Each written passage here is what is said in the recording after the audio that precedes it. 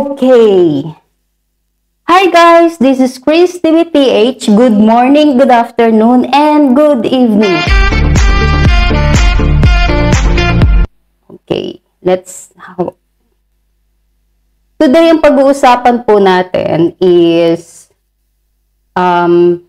yung nangyayari sa Indonesia at yung komento ni Boss Dada about sa mga anak ng mga kong buwaya. Yan, sa mga anak ng kong buwaya. Tapos, pag-uusapan din natin yung camera hearing about sa flood control. Yan ang pag-uusapan natin. Pero bago ang lahat, don't forget to like, subscribe to my YouTube channel para matulungan niyo po akong mag-grow na reach ang 2,000 subscribers.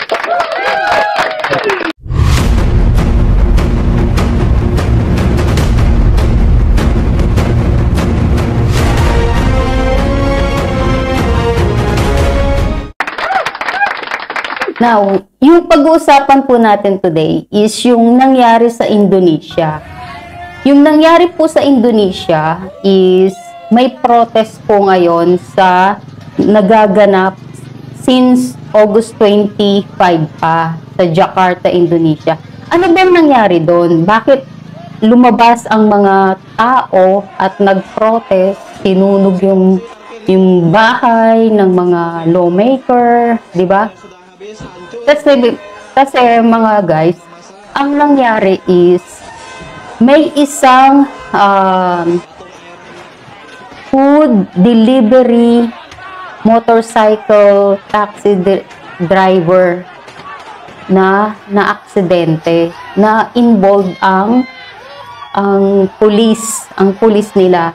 Ngayon, namatay tong 21-year-old na lalaki. Yung mga tao nag-expect ng justice from the government, di ba? From the lawmaker. Kaso lang, hindi nila na kuha yung justice para dun sa motorcycle food delivery guy. Hindi nila. Kaya nag-protest sila kasi nga, corrupt din yung justice ng Indonesia. Corrupt din yung justice ng Indonesia. Sakit naman. Tapos ang nangyari guys is nag-protest sila na kumuha sila ng justice, kaso lang hindi nila nakuha yun dahil sa mahirap yung namatay, diba? Tapos napawalang visa, na-dismiss yung kaso, kaya nagprotesta ang mga tao. Ngayon, ito yung mababaw na opinion ko guys. Ikukumpara natin to sa nangyayari sa Pilipinas, no? Kasi, ang sa atin kasi, parang ang mga tao is divided na. Divided na yung mga tao, no? May Dilawan, may Pinklawan, at may mga Duterte supporters. Ngayon, sa nangyayaring mga corruption sa Pilipinas, injustice, di ba? Parang wala na. Ang mga tao ngayon is matatapang na lang sa social media, 'di ba? Sa atin kasi dinadaan na sa prayer rally, 'di ba? Parang hindi na ganoon hindi effective 'yun para sa government natin, 'di ba? Parang wala na silang kinikilalang Diyos, 'di ba? Kasi tignan mo, bilyon-bilyon ang nakokorrupt sa kaban ng bayan dahil sa flood control. At ang daming yumaman ng mga kongresista, kontraktor, diba? Pero, anong nangyayari?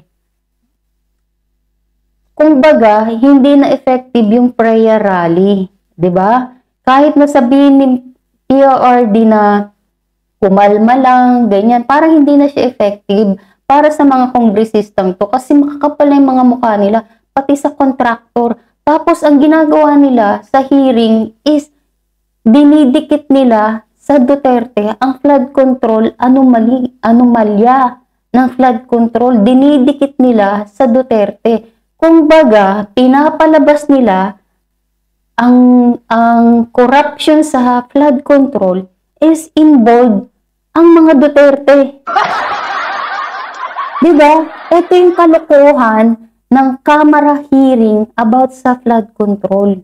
Kumbaga, kinukuha nila ang simpatya ng tao para idikit si Duterte sa nangyayaring korupsyon sa flood control na hindi sa administrasyon ni Bongbong Marcos nangyayari ang korupsyon sa flood control. Hindi ba naman itong mga kagaguhan itong mga to, no? Kaya yan si Abante, ibinalik yan ng COMELEC kasi ito yung purpose niya. Ito yung purpose niya para gumawa ng issue about Duterte, banggain ang mga Duterte, idikit ang mga Duterte sa flood control, anomalya ng flood control, para masisi ng taong bayan ang mga Duterte. Si PRD, ito ang ginagawa ng mga kong buwaya. Last na yan si Abante, tsaka yan si Redon, tsaka yan si Chua. Mga gago talaga. Mga gago tong mga to kasi nga wala na silang alam na isisi kung hindi kay Duterte, kay PRD. Kasi itong mga buwa ka ng inang tong mga to, siguro di umano involved tong mga to. Involved to guys sa flood control. Itong mga to malamang involved tong mga hayop na to. Diba? Kasi takot sila eh. Oh, bakit si Abante, diba? Umurong ang bayag niya. Hindi niya pinatawag si Magalong. Kasi alam nila na isuwalat na ni Mayor Magalong ang mga pangalan ng mga kongresista na involved sa flood control. Na involved sa AKAP. Yan ang iniiwasan nila. Bakit kamo? Kasi masasagasaan ang mga amo nila. Yan ang kinakatakutan ng mga buwaka ng inang yan.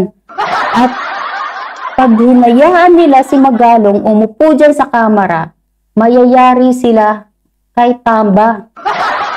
Yan lang yan guys. Yan lang yan. Kasi nga, takot sila kay Tamba kasi meron silang nakinabang sila sa pera ng taong bayan na pinamigay ni Tamba at ni Saldico. Yan lang naman yan eh. Diba yung sabi ni BP Sara about sa budget ng 2025? Sino ang ma-approve ng budget? Sino ang namimigay ng budget? Sino ang may karapatan mamigay at mag-approve ng budget? Walang iba kung si Romualdez at Saldico. Ayun. Bakit ayaw nilang ipatawag si Saldico? Kasi takot sila na pati sila madawit. Kasi sila lang talaga dyan eh. Malamang sila lang talaga dyan. Diba? Tingnan mo, yung ano sabi ni Kong Tiangco, Toby Tiangco. Anong sabi niya? Bakit ayaw ipatawag si Saldico?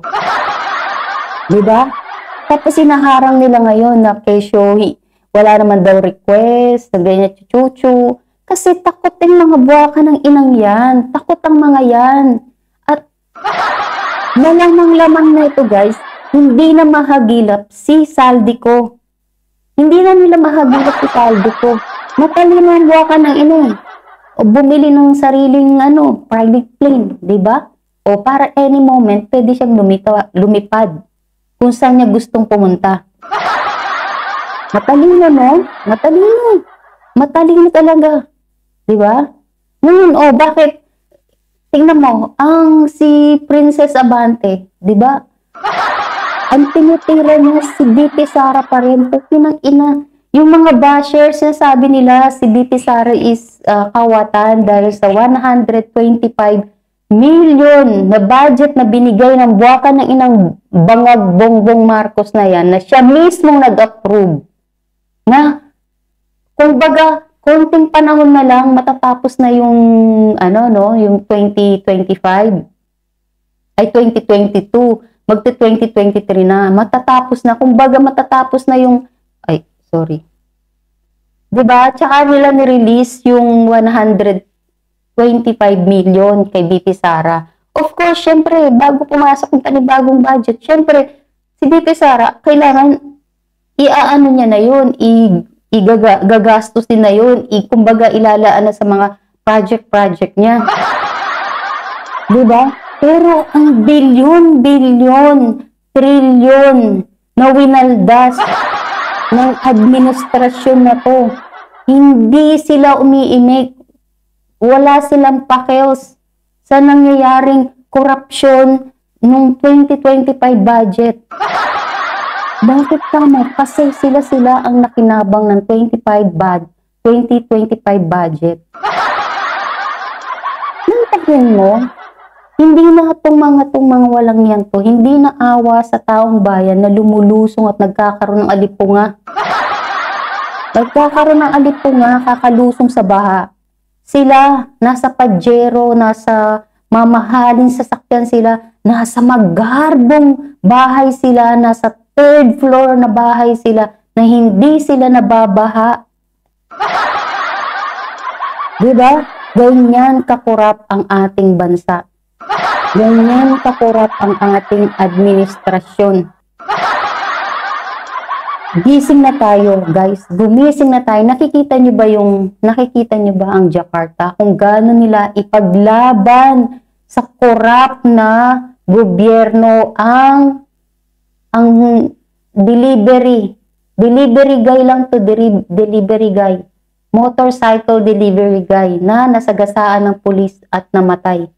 Yan lang yan, guys, pinaglaban nila. Tayo, ang flood control budget na hindi natin mahagilap ng mga flood control projects na yan. Wala, may ghost project pa.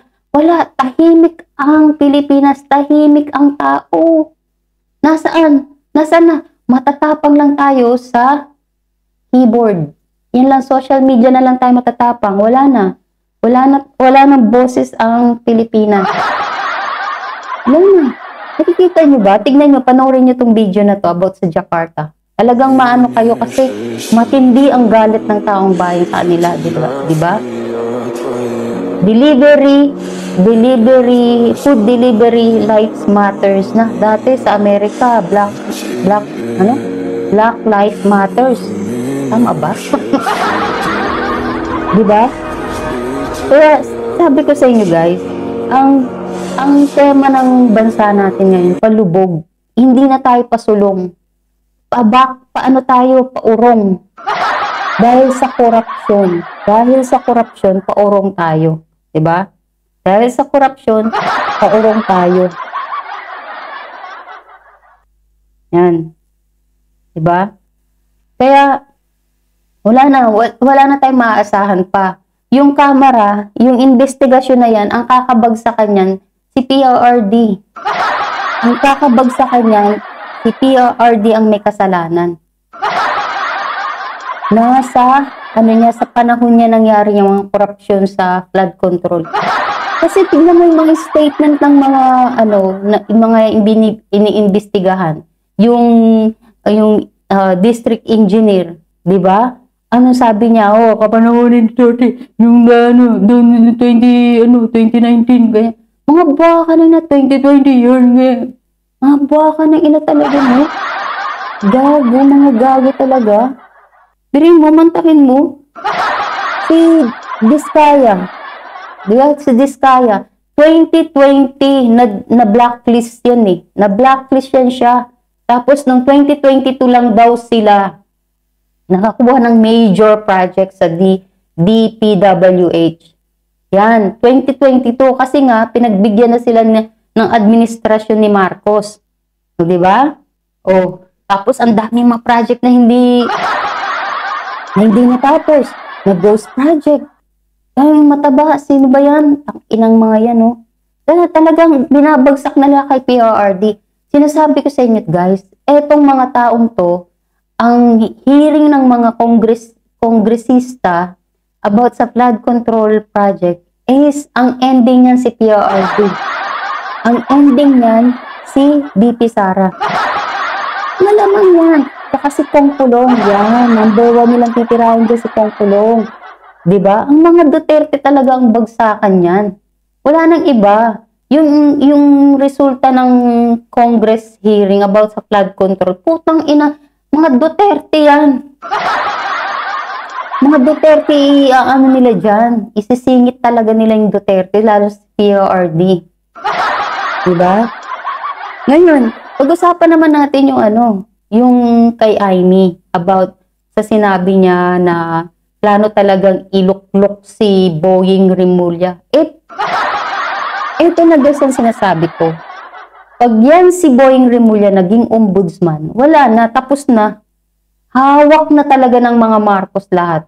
Hawak na talaga ng mga bangag lahat. Si Romualdez, hawak na talaga nila lahat. Wala na. Kahit na ano pang gawin natin, pag si Boying ang napupusa ombudsman, wala na. Kahit magreklamo pa yan si Toby Tiangco sa mga corruption, si Magalong, wala nang mangyayari. Saan pa lalapit? Ang magiging ombudsman si Boying. Halang kasuhan ni Boying mga kaalyado niya, 'di ba? Kaya ang punteriya lang talaga diyan ni Boying, kaya siya nagpupumilit diyan sa ombudsman. Si BP Sara. Yan lang yan, si BP Sara. At ang tumutulak diyan kay Boying, si Rimulya. For sure yan, 100%. Wala na. Si Rimulya na yung talagang tumutulak dyan. Diba? Yan lang yan sila. Sila kasi yung ganid sa kapangyarihan. Diba? Ganid sa kapangyarihan, ganid pa sa pera. Saan nakakita ng ganyan? Kantin talaga. Diba? Kaya kahit na ano pa, pag si Boying Rimulya ang nakaupo sa ombudsman, wala na. Tapos papalitan pa rin yung COA. Kasi lahat ng inappoint ni PRRD, papalitan yan. Papalitan lahat nila yan. Papalitan yan ni Bangag. Lahat yan. Tapos magugulat na lang tayo na wala ng election sa 2028 kasi hindi na bababa si Bangag at si Bangag sa posisyon niya. Yan talaga. Yan yung nakikita ko. Yan yung nakikita ko. Sa sinabi ni Amy Marcos, no? Yan ang nakikita ko. Kasi wala nang imposible dito sa administrasyon na to eh. Wala na talaga imposible. Lahat gagawin nila, lahat imposible na sa kanila. Diba? Kahit nalabagin nila yung batas, wala silang pakialam. Kasi yun ang gusto nila. Yan lang yan, guys. Diba? Tapos ano pa yung mga yung mga anak ng mga kongresista nakakapag-init ng ulo, Bakit kamo? Alam na nila, posibleng hindi nila alam na yung si Saldico, 'di ba? Kamag-anak nila yan tatay ni Claudine ko yan 'di ba? Sa social media, alamak yung nagte-trending yung ama nila na corrupt, nagnanakaw, ganyan. Pero wala silang pakialam. Bakit kamo? Niyayabang pa nila. Tapos, niyayabang pa nila kung ano ang meron sila na galing sa nakaw. Diba? Tapos, nire-reverse nila si Kitty ang ginagawa nilang nepo baby.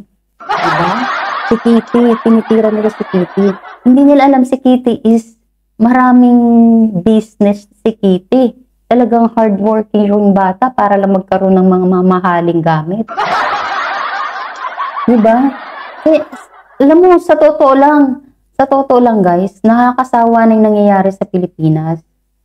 Ang korupsyon hindi na humuhupa. May pera ang Pilipinas, kaso lang, sa mga magnanakaw na kongresista, magnanakaw na presidente na pupunta ang pera ng bansa natin. Diba? Yan lang puno-puno. Ano sabi ni Miriam Santiago? Diba? Bakit mahirap ang Pilipinas? Kasi sa mga corrupt na politician. Yan guys. Diba? Nakakalungkot man, pero under tayo ng mga magnanakaw. Under tayo ng mga politician na magnanakaw. Kontraktor na magnanakaw. Yan lang yung guys, mga ganid. Mantakin mo, may mga dami-dami sila. Mantakin mo, mga kamag-anak nila. Kasi totoo to guys, nangyayari talaga to. Kasi ang tatay ko, contractor dati tatay ko, hindi sa government ha. Nangungontrada rin ang tatay ko. Kaso lang, pag gumagawa siya ng plano ng gagawin niya, wala siyang lisensya. Tapos ang ginagawa niya, pinapapirmahan niya sa mga architect na may lisensya. Tapos, yung plano niya. So, yung architect, check niya lang yung plano, kung maganda, kung safe, kung tama, ipirmahan niya. Kaya nakakakuha ng kontrata ang tatay ko. Pero, ang pinagkaiban lang, ang tatay ko magaling gumawa, magaling siya kasi inaayos niya yung paggawa niya para marami, kunyari, yung kunyari maganda yung gawa niya dun sa bahay, yung plano, tas maganda yung pagkakagawa niya. Kumbaga, i-recommend ba siya? Ganon, yun ang pinag-iingatan ng tatay ko. Gusto niya, may i-recommend siya na magaling siyang gumawa ng bahay. Diba? Ganun yun. Pero eto mga to, puta yung bidding-bidding, sila-sila rin ang puki ng ina. Sila-sila rin pala gumagawa ng bidding-bidding. Sa bidding nila, sarili nilang kumpanya, sila-sila rin may-ari. Saan ka nakakita ng ganyan, diba? Kunyari, sa project na nila sa DPWH, tapos 4 silang kontraktor ang papasok dun. Pero yung contractor na yun, yung 4 na company na yun, iisa lang ang may-ari. Eh di siya pa rin ang nanalo. Diba? Ang ina talaga. Kaya yung mama si Diskaya. Kasi gano'n ang diskarte niya. Diba? Nilagyan niya ng company yung anak niya. Nilagyan niya ng company yung employee niya. Tapos nilagyan niya ng company yung kamag-anak niya. Tapos nilagyan niya ng company sarili niya. Nilagyan niya ng company yung asawa niya. Putang inang yan. Kaya naging bilyonaryo ang putang ina eh. Sila lang. Nag-bidding sila pero iisang kumpanya lang sila. Iisang tao lang ang may-ari. Mautak, di ba? Yan yung mga galawang ganid. Yan yung mga galawang sweetik sa pera. Yan guys. Kasi pag hindi ka naman ganid sa pera at iisipin mo yung pagmamahal sa bansa, aayusin mo yung trabaho mo eh. Diba? Kung hindi mo iisipin yung pang sariling interest mo, mahal mo ang Pilipinas, gusto mong umasenso ang Pilipinas para mapakinabangan ng taong bayan, gagawin mong maganda ang project mo, diba?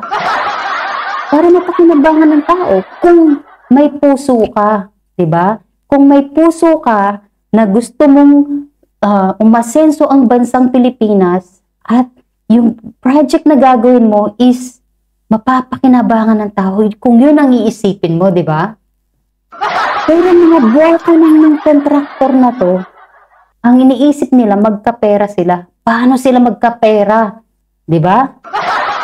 Tapos, ang gagawin nila, hindi nila tatapusin yung project, papatengayin dyan, hanggang makalimutan ng DPWH, hanggang yung district engineer, hindi naman nag-check. Kaya malakas ang loob nila, hindi tapusin yung proyekto. Diba? Kaya, huwag na, yan, lagyan mo lang yan si ganyan, si project engineer, lagyan mo lang yan. Ano yan, kakagat na yan. Ganyan yan.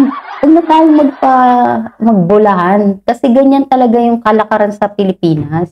Madaling kumuha ng lisensya. Nalalagyan yung pwede kang kumuha ng fixer para umayos ng dokumento mo. Diba? But sa Diskaya, hindi siya takot. Kasi may pera siyang panlaban. Ano man siya, kasuhan. Tapos tatakbo ng ilang years, pwede siyang mag-bail, tatakbo ng ilang years yung kaso, walang mangyayari. Di ba? Ganun lang yun. Tapos mag-invento na naman sila ng panibagong business, ng contractor uli. Mag-iiba lang sila ng pangalan. Iibahin lang nila yung pangalan ng may-ari, pero sila pa rin yun. Wala na. Ganun lang yung iikot. Ganun yung cycle ng sistema ng bansa natin. Wala na talaga guys, wala nang matino. Kung hindi mapapalitan si Marcos, hindi magiging maayos ang bansa natin. Kasi ang punot dulo nito, ang ugat ng problema natin ay si Marcos. Kasi weak leader siya, hindi niya kayang tanggalin si Romualdez. 'Di ba? Hindi niya kayang tanggalin si Romualdez. Tapos yung mga galamay niya hindi rin kayang magkaso. 'Di ba? Kasi lantaran na yung korupsyon. Lantaran ng korupsyon, pero wala pa rin nangyayari. Tingnan mo nga dito sa Jakarta, oh. Oh, 'di ba? Hindi nakuha yung hustisya nung food delivery guy. Anong nangyari? Oh, pinagsusunog nila yung bahay nung mga korap na lawmaker, government official, o pinagsusunog nila. 'Di ba? Kasi dapat sunugin na dapat, pati nga dapat yung mga korap na congressman, balatan ng buhay yung mga yan eh. Lakiguhin. Yung alam niyo yung nakatali yung kamay, tas lalatiguhin mo yung likod. Ganun dapat eh. Kunyari, ang kinurakot niya is 1 billion. O, utang ina, 1 billion latay din ng latigo dapat ang ma-receive niya. Diba? Kunyari, 1 million na kinurap niya. O 1 million din yung latay ng latigo. Ganyan dapat. Kailangan na kasi, ang batas natin about sa corruption, dapat tight. Diba? Katulad kay PRD. Oh, lahat takot. Tang-ina, napalitan siya ni BBM, lahat. Tang-ina yan. Umariba ng corruption, lahat. Diba? Umariba ng corruption. Wala na. Diba? Wala na. Umariba na ng corruption yung mga politician na nagutom. Diba? Nagutom yan sila nung sa panahon ni PRD. Nagutom sila. Tapos nung pinalitan na si PRD ni Bangag, ayun. Diba? Naging sila, sugapa sila sa pagkain. Ang inang yan. Pero yung katotohanan dyan, guys. Diba? Yan yung katotohanan dyan. Na talagang talamak ang korupsyon sa Pilipinas. Ano ang magiging sagot? Ano ang magiging kasagutan ng mga nangyayari sa Pilipinas? Matanggal si Bongbong sa posisyon at si Romualdez. Yan lang yan. Yan lang yung ugat ng problema sa Pilipinas. Yan ang ugat sa Pilipinas. Si Bongbong at si Romualdez at si Saldico. Yan. Yan lang yan. Huwag nyo naisipin si First Lady. Sabi ni Bojakera, nagpapakita daw ng bilat. Hayaan mo na siya magpakita ng bilat. Tang-ina. Pati bilat. Kinukontent ni Marlica. Yung bilat ni First Lady, kinukontent ni Marlica. Saan ka pa? O, diba? Ganun lang yan, guys. Kung gusto natin ng pagbabago, dapat yan, si Marcos tsaka si Romualdez, masibak. Yan lang yan. Kung hindi yan sila masisibak, kung mag-i-stay sila sa posisyon sa gobyerno, yan, magtitiis pa tayo ng 2 years. Diba? Magtitiis pa ang taga Maynila, at ng parte ng bansa na may ghost project na flood control, magtitiis pa sa paglusong sa baha at hanggang magka-alipunga. Ang sakit ko na magkaroon ng alipunga, no? Ako nung nandiyan kami sa Maynila, although yung baha sa Maynila is malinaw pa. As in, malinaw pa. Ang kapalanan ko. Ang tagal na yun, malinaw. Ngayon, guys, tignan mo naman yung baha sa Maynila. Kulay cafe latte na. Diba? Tapos pag nagpaalipunga ka, pwede ka pa magkasakit ng dahil sa mga ihi-ihi ng daga. Diba? Hindi na safe. Kaya kung hindi yan maalis si Marcos, kung tsaka si Romualdez, wala, tiis-tiis tayo 2 years pa. Yan. Pag nagkasakit na ng alipunga, tsaka tayo aarya. Yan lang guys, ang today, mababaw na opinion natin. This is Chris TVPH. Don't forget to like and subscribe to my YouTube channel para matulungan niyo po akong mag-grow hanggat maabot natin ang 2,000 subscribers. Thank you guys for watching. Bye!